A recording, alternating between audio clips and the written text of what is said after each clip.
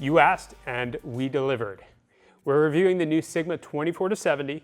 After our first look video, you had lots of questions, and today I got the answers. But before I get into it, remember, come visit us here at the Digital Goja showroom in Miami, and don't forget, we publish new content weekly, so subscribe to our channel and tap the bell icon to get notified about our latest videos. First thing I want to mention is that this is my personal experience using the 24-70 f2.8 on the Sony a7R IV. The first thing that we're going to take a look at is how well it focuses. So for the focus speed test, I set up 3 different lenses at different distances on top of the counter. I activated touch area autofocus and I just tapped on each lens.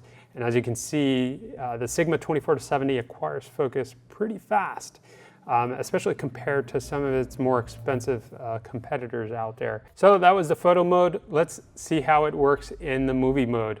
And the same test is being done. And as you can see, the lens focuses very smoothly from lens to lens and to the wall.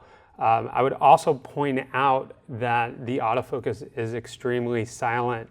If you're looking for something that's going to be quiet while recording video, this is an excellent choice. It's definitely quieter than using the 24-70 designed for the DSLRs with an MC11 attached to your Sony camera. So another common question we get regarding this Sigma 24-70 is if this is a varifocal or parfocal lens. Now, I'm going to say it's a varifocal lens that has a very good capability of maintaining focus when zooming in. I set my camera up on a tripod, focused at 24 millimeters on the tree, zoomed into 70 with the AF/MF switch to MF, took a shot, and then refocused at 70 millimeters. And you can see that the lens maintains the focus pretty well. Granted, I was shooting at f/16, but this lens does perform very well when zooming in and out. Now, what you could do when recording video, because this is more important for video shooters, is you can use the servo AF. So as you're zooming in, the AF is constantly on, and again, the autofocus on this lens is excellent and very accurate, and when using the tracking autofocus, it's going to do a very good job. Now, when it comes to focusing manually, the 24-70 Sigma is focused by wire, and from my experience, the manual focus on this is very precise. It's easy to make incremental adjustments, and there are a bunch of focus assist features like focus peaking and focus magnification that will help you assist when focusing manually. Next, we're going to look at focus breathing. Now, this is a term that's used to describe the change in angle of view or magnification when rotating the focus ring. Now, this is something that happens in both zoom lenses and non-zoom lenses. And it's also something that you'll see in very expensive lenses and very affordable lenses.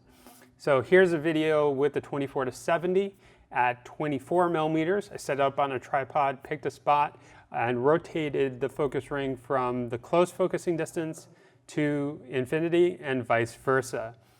Next, you're going to see at 70 millimeters how the Sigma 24-70 performs in terms of focus breathing.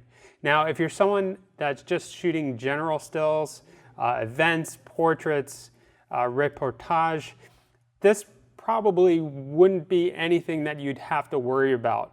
Now, if you're an architectural photographer, you do macro or landscapes where you're going to stack a bunch of images together, focus breathing could affect how well the images are merged. So just take a look at this footage, see how that affects your decision on whether this lens is good enough for you. Now let's take a look at the lens flare test. I do shoot with Sony a lot, and what's impressive with the Sigma lens is how well it's able to handle lens flare in extreme situations like this, while still maintaining good contrast and color saturation. Next, we're going to take a look at sharpness of the lens. I chose a wall to photograph. Here specifically is 24 millimeters.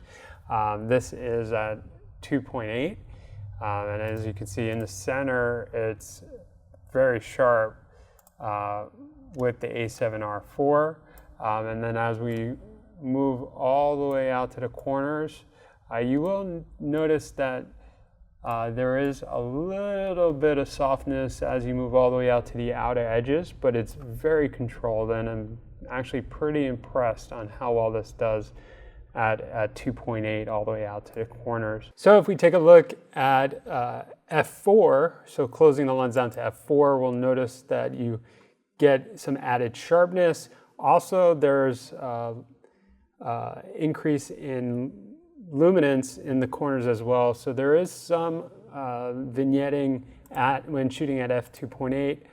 I don't personally see it as an issue. It's pretty controlled, but let me know what you think about that.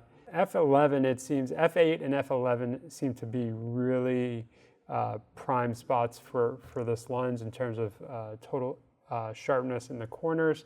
Center sharpness on this lens is really good, but you do notice just some slight softness in the corners. But again, if you're going to shoot landscapes, most of the times you're not shooting wide open at 2.8 unless you're shooting night landscapes. So another question or comment that people are having about this lens is, how is the bokeh? Well, rather than me talking to you and tell you about it, I'll show you an example of the bokeh. This was done at 70 millimeters at f2.8. It's pretty much a shot of this this ball that's hanging off a tree with LED lights on it. So I hope this helps you out on how the bokeh looks. I also took a picture of some LED lights that were wrapped around a tree. Me personally, I think it looks really nice. Doesn't seem distracting at all. The rendition is good. The autofocus colors looks really good as well, especially on the green, the greenery and the blue sky. But let me know what you think. So in addition to some of these technical images, I've included some sample photos and video. Enjoy.